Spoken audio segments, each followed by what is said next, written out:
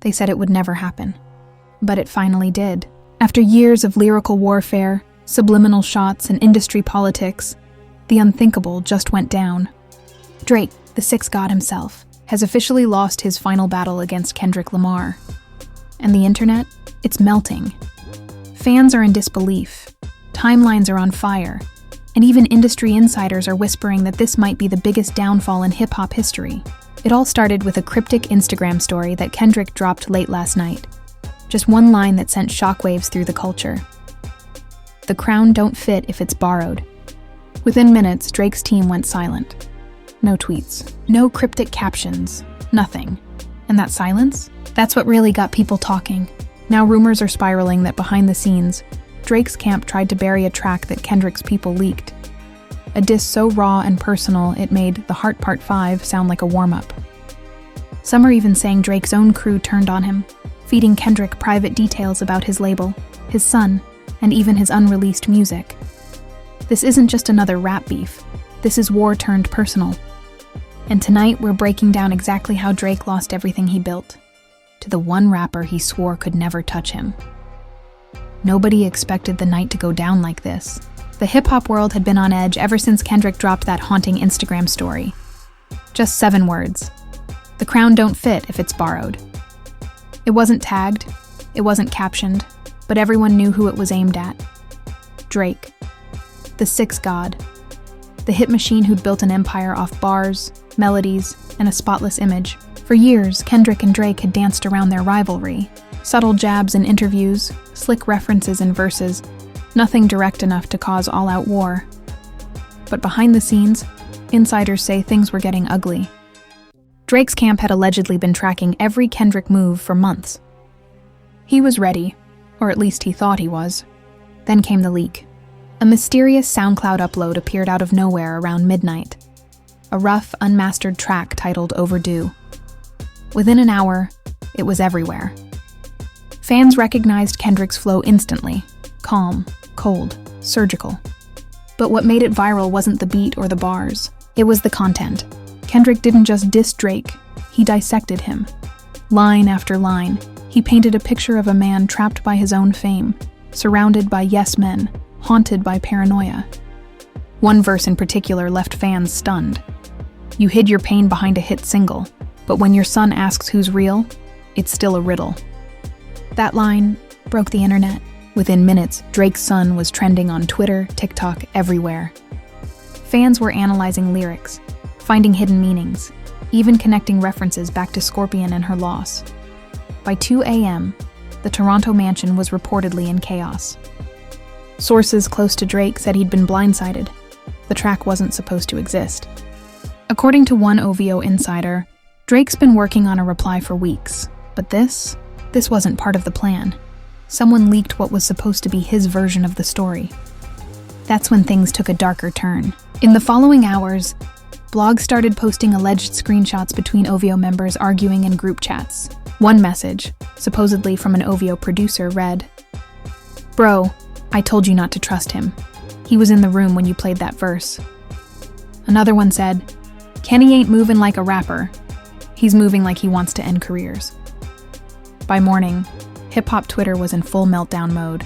Fans split into camps, Team Drake and Team Kendrick. Memes flooded the timeline. Pictures of Drake's face photoshopped on chess pieces with captions like "King Taken." One viral tweet summed up the mood. Drake won the charts. Kendrick won the culture. Meanwhile, Kendrick? He was silent. No tweets, no interviews, no reposts. Just that same cryptic energy. Confident, untouchable. It was the calm of a man who knew he'd already won. But deep inside OVO headquarters, things weren't calm at all. A source described Drake's mood as unrecognizable. He'd reportedly called an emergency meeting at 5 a.m.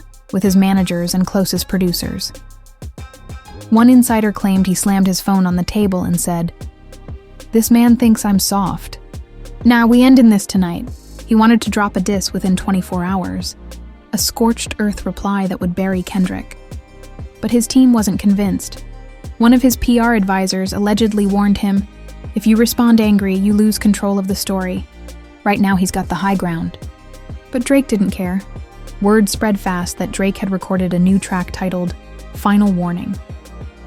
Rumors say the lyrics took direct aim at Kendrick's family, TDE, and even Kendrick's rumored label issues. Some insiders who heard snippets claimed the hook alone was career-ending. But before it could drop, something happened. Around noon, DJ Academics hinted in a live stream that Drake's label had blocked the release.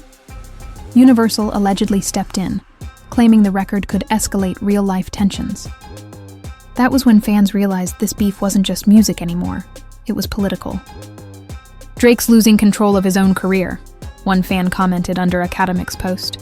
"When the label starts pulling strings, that's when you know the crown is slipping."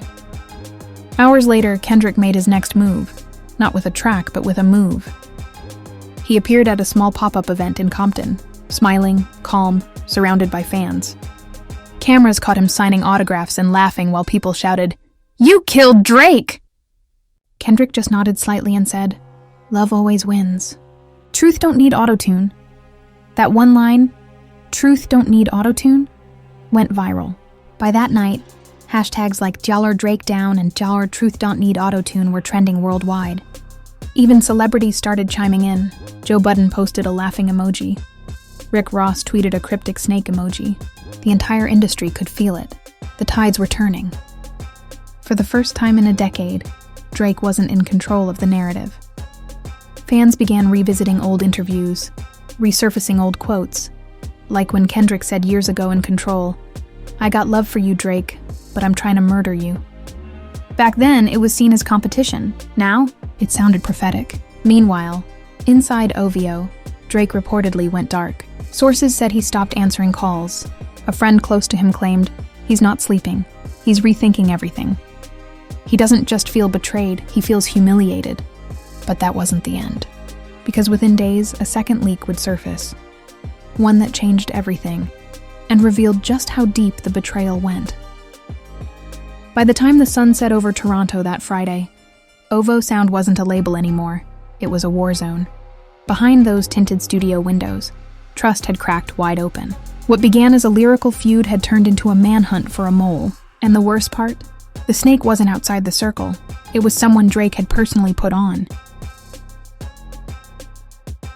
The internet had started piecing it together hours earlier. Fans noticed that the instrumental used in Kendrick's leaked diss, Overdue, had the same sample as an unreleased Drake snippet that surfaced last year on TikTok. Coincidence? Nobody believed that. Someone in Drake's camp had access to those files. Someone leaked it. By midnight, every hip-hop blog had the same headline. Did Drake's own producer help Kendrick? One insider described it like this. Drake went nuclear. He locked down the studio, called everyone in, and started going off.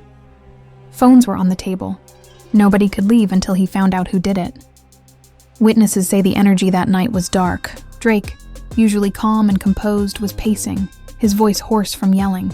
He reportedly shouted, "You don't betray the man who fed you. Somebody's playing both sides, and I'm gonna find out who."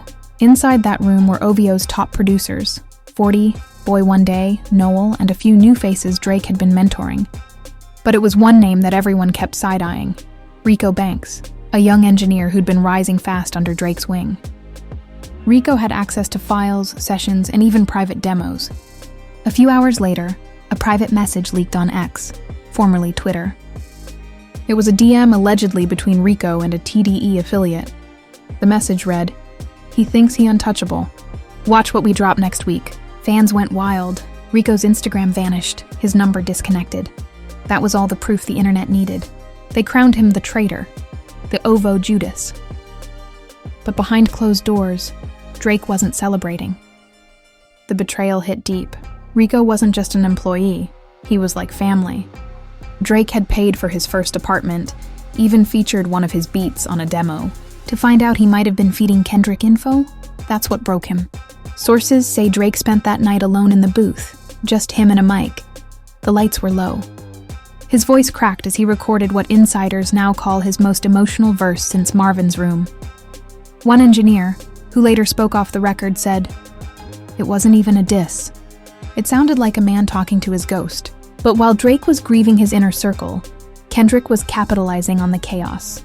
Just 24 hours later, he dropped The Heart Part 6 on YouTube, and it was brutal. The track opened with eerie silence, followed by a single bar that sent chills. Your empire built on borrowed bars and broken bonds. Then Kendrick went in. Every verse felt like a blade twisting in old wounds.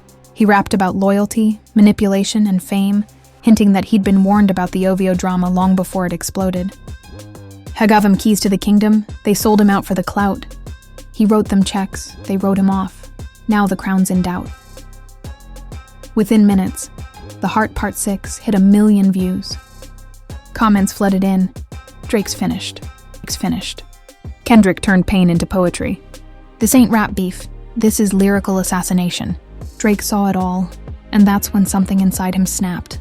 According to a close friend, Drake called his lawyer and demanded to know if there was any way to release his diss without label approval. He didn't care about rules anymore, the friend said. He wanted revenge. But the industry moves like chess, not checkers. That same weekend, TMZ reported that Drake's deal with Universal included a morality clause, preventing him from releasing defamatory or inflammatory content without clearance.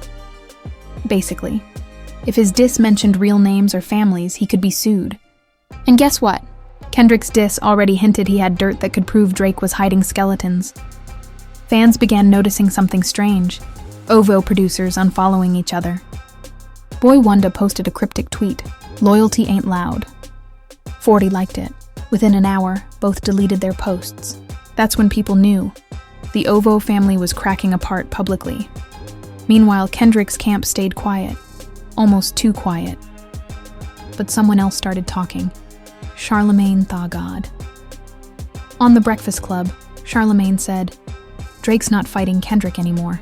He's fighting himself." Kendrick just held up the mirror. The clip went viral. Even fans who used to defend Drake started rethinking everything. By now, the memes had turned to think pieces. Analysts broke down Kendrick's discography, showing how every album, from Good Kid, MAAD City, to Mr. Morale and the Big Steppers, predicted this moment.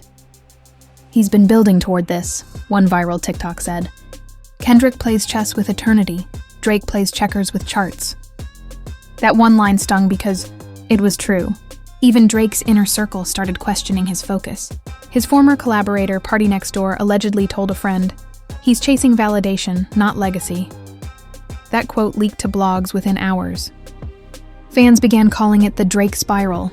Every move he made, from unfollowing Kendrick's producers to deleting captions, became proof that he was losing control.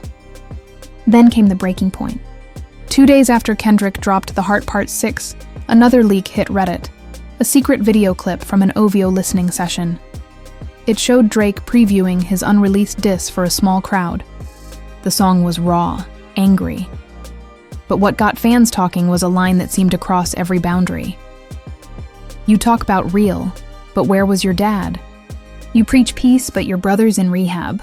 If the video was real, it meant Drake had gone there, deep into Kendrick's personal life. The clip went viral before it was deleted, but the damage was done. Kendrick's fans erupted. "Drake crossed the line," they said. "He's desperate." Overnight, Kendrick posted a single tweet. "Play with fire, meet the smoke." Within hours, his team announced a surprise live event in Los Angeles. The final verse. Nobody knew what it was, but everyone knew what it meant. Kendrick wasn't done, and inside that mansion in Toronto, Drake sat watching from the dark, realizing the war he started wasn't just about bars anymore. It was about loyalty, legacy, and truth. He was about to find out what happens when the game turns against its own king. By the time Kendrick announced the final verse live event, the internet had already decided. Drake was losing. The Sixth God who once ran summer after summer now looked like a man drowning in the tide he created. Fans weren't waiting for him to respond anymore. They were waiting to watch him break. The week leading up to Kendrick's event was chaos. TMZ, The Shade Room, and Academics all dropped their exclusive sources. Some said Drake's label had pulled millions in funding from upcoming projects. Others claimed The Weeknd and Future had both distanced themselves from the OVO brand. The betrayal hit hardest when a clip surfaced of The Weeknd performing in Vegas. Mid-show, a fan yelled, "Drake's still king!" The Weeknd smirked and replied, "Not my kingdom." The crowd went crazy. That one moment, caught on 10 different iPhones, shattered whatever was left of their alliance. Fans flooded timelines with captions like, "Ovo, also only vultures out," and Abel knew the truth. For the first time in years, Drake wasn't trending for his music. He was trending for his downfall. Inside Ovo headquarters, things were falling apart fast. According to an insider, half the team was checking out. Producers stopped showing up. Engineers started looking for work elsewhere. Even 40, Drake's longtime right hand, was said to be emotionally drained. One night, Drake showed up at the studio alone. Cameras later caught him leaving around 3 a.m. Hoodie up, no entourage, face blank. Paparazzi shouted questions. "Drake, will you respond?" He didn't say a word. Just got in his Maybach and disappeared into the rain. The silence became its own story. Was Drake scared? Broken? Plotting something bigger? Nobody knew. Then, on a random Tuesday afternoon, boom, a 30-second leak hit TikTok. A new Drake track, unreleased, unfinished, titled Legacy Lost. The snippet was raw. No hook, no polish, just Drake venting. They switched sides when the smoke rose. I fed wolves, now they bite toes. Gave 'em homes, gave 'em clothes, but the devil wear designer in Ovo. Fans went insane. The leak hit 1 million views in an hour. People were split. Some said it was fire, others said it sounded desperate. But the message was clear. Drake felt betrayed by everyone around him. Then the twist came. Within hours, Kendrick's producer Soundwave tweeted a laughing emoji and the words, "Ain't no leaks, just lessons." Fans immediately suspected what nobody wanted to believe, that Kendrick's camp had leaked Drake's song themselves. And if that wasn't bad enough, Rolling Stone dropped a bombshell exposé that same night. The headline read, "Inside Drake's Meltdown, How Power, Paranoia, and Pride Shattered Ovo." The article quoted anonymous insiders describing Drake as isolated, obsessed with control, and emotionally spiraling. It even mentioned rumors of private therapy sessions and canceled brand deals. Drake was furious. He allegedly called Rolling Stone snakes and vowed to expose every fake narrative.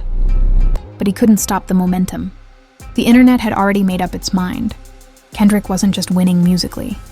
He was dismantling Drake's empire, piece by piece. Meanwhile, Kendrick's final verse event was shaping up to be historic. Tickets sold out in under 3 minutes. Every rapper, influencer, and media outlet wanted a front row seat. Rumors spread that Kendrick might bring out old rivals, even people who had once been cool with Drake. When the night finally came, it felt less like a concert and more like a coronation. The lights dimmed, and a massive crown appeared on the LED screens, cracked in half. The crowd roared. Then Kendrick stepped out, calm, composed, dressed in all white.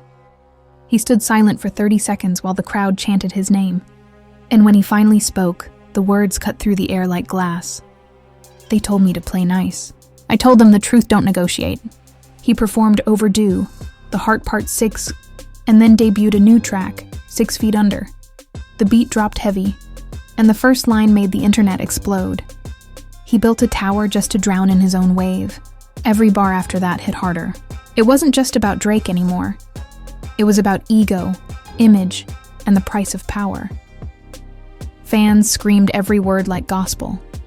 Back in Toronto, Drake reportedly watched the live stream in silence. According to one friend, he muted the TV halfway through. He wasn't angry, the friend said. He just looked defeated, like he finally understood the war was over. But if Kendrick's goal was dominance, he got it. By morning, every major outlet declared victory. Complex, XXL, even Billboard. They all ran headlines like "Kendrick Lamar ends the decade-long feud," and "The King from Compton takes the throne." Meanwhile, Drake's streams dipped for the first time in years. His social media activity dropped to 0.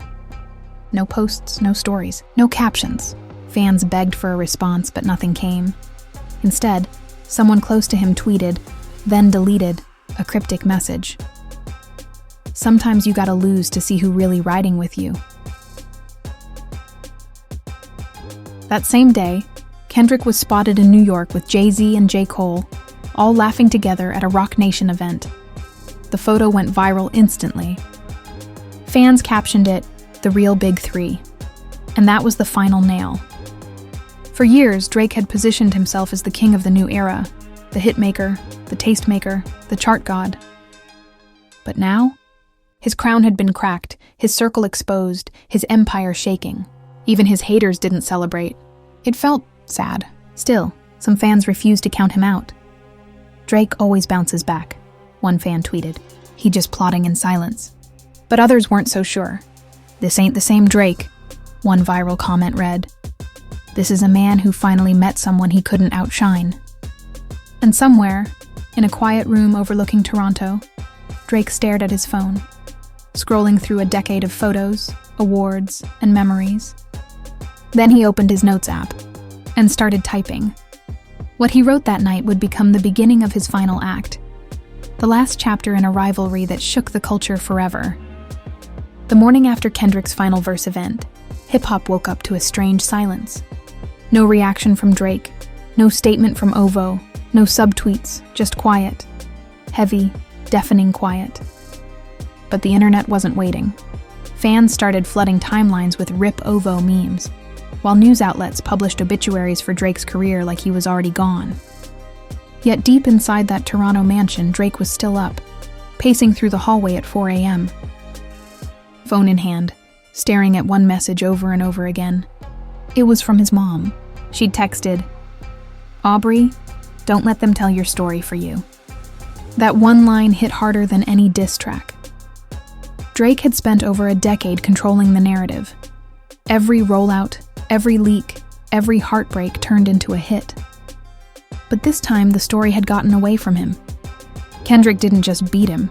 He made the world believe Drake had lost himself. And that's what Drake couldn't live with. So that night, instead of calling his PR team or his label, he called 40. The same 40 who'd been there since the beginning. The man who built OVO's sound from scratch. "Let's go to the old studio," Drake said. "No cameras, no press, just us." They met at a small space in Toronto's West End, the same one where they recorded So Far Gone. No entourage, no engineers, just two friends and a mic. For the first time in years, Drake didn't write to prove anything. He didn't write to win. He wrote like the man he was before the fame. Hungry, hurt, human. Insiders later said the record they made that night was different. No subliminals, no shade, just truth. One verse reportedly went like this: "Maybe I lost the war, but I found my peace. Traded the throne for my sanity. That's release. They laughed at my fall, but I'm free from the lease 'cause legends don't end. They just make room for the beast." It wasn't the Drake people expected, but it was the Drake the culture needed. 2 days later, he posted a black and white photo on Instagram, him and 40 in the studio. No caption, no hashtags, just a date, 10/24. That single post sent the internet into meltdown. Fans started counting down, thought OVO stores reopened. Even people who'd switched sides started saying, "Drake about to talk." When October 24th hit, Drake dropped the track on YouTube himself. No label, no rollout, no merch. Just a black screen with the title, "The Calm Before Goodbye." The beat was simple: piano, rain, and that signature low end from 40. Drake's voice came in calm, almost whispering.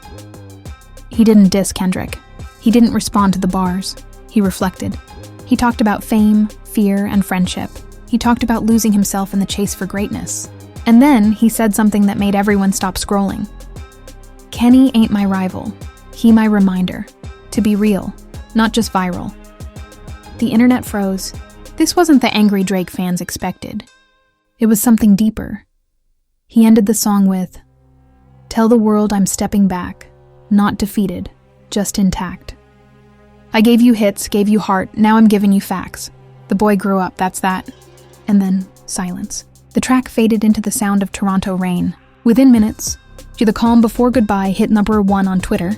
Fans called it the most mature Drake has ever sounded. Even Kendrick liked a fan post quoting the lyrics. The hip-hop community collectively exhaled. That night, Charlemagne tweeted, "He didn't lose. He evolved." But that wasn't all. 12 hours later, Drake's team confirmed what everyone was whispering. He was taking a break from music. Not retiring, not quitting, just stepping away. No more tours, no more singles, no features for the foreseeable future. For someone who'd spent 15 years dominating the charts, it was a shocking move. But it felt right. In the weeks that followed, something wild happened. Instead of fading away, Drake's influence grew. Old songs recharted, his catalog streams skyrocketed. People began revisiting his early work with new respect. It wasn't pity, it was nostalgia. Meanwhile, Kendrick stayed quiet. He didn't gloat. He didn't celebrate.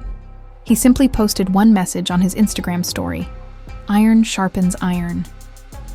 Fans realized maybe this wasn't about who won. Maybe this was about growth. By the end of the year, the narrative had changed completely. What started as a war ended as something else, a cultural reset. Two of the greatest rappers of their generation pushing each other to evolve.